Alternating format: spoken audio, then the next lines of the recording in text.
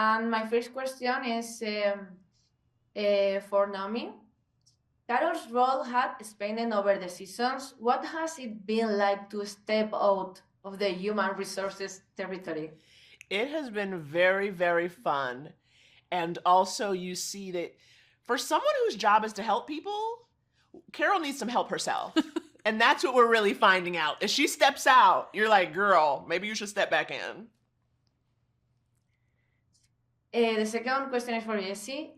How do you manage to maintain such high energy during fourth season? Honestly, I drink a lot of caffeine, which helps. And I do like jumping jacks before certain takes if I know I have to like bring a ton of energy out of nowhere. That can usually help to get your blood flowing ahead of time.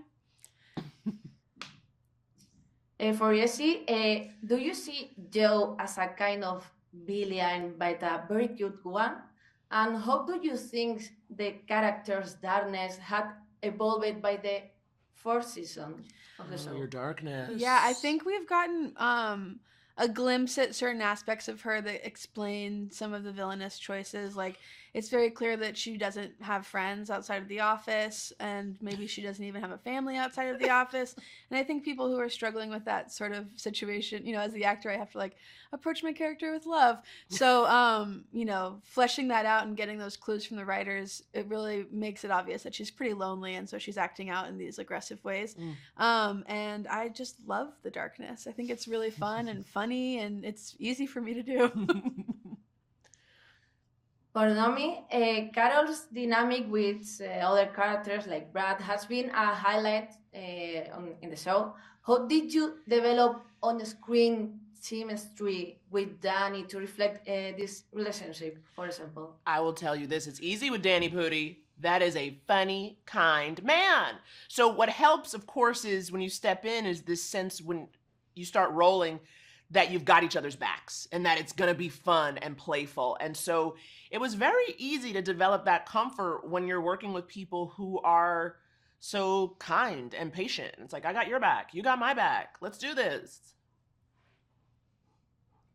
And for Jessie and for Naomi, do you play video games? And if so, what's time and what is your favorite video game? I play a lot of mobile games, so just like really pretty simple games on my cell phone, and I play them while I'm on the phone with in-laws.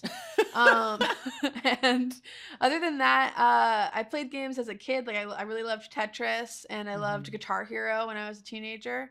But I don't play a lot of like world games. My husband's more of a gamer in the household. Yeah, I'm in the same boat, and I play a lot of games on my phone, and I'm playing those, when I'm sitting there, when I'm listening to a voice note, when I'm watching something. It's an addiction, maybe. It's an addiction, maybe, so I should stop. And the last question is for Naomi and Jessie. The comedy in Mythic Quest often revolves around workplace situations. How do you bring authenticity to these scenes? Well, I've had a lot of office jobs that were not great. So I'm keeping it real in that experience. And no matter what job you've had, I think we've all had the days or the moments where we were just there because we had to be there. And so sometimes you just have to be real about that sense of like, sometimes you're just at work because you have to be. And then that's where the funny comes in, I think. Yeah, I love how our show has so many different personalities, and so we have a lot to play with the clashes and the different chemistry that each character brings to the workplace.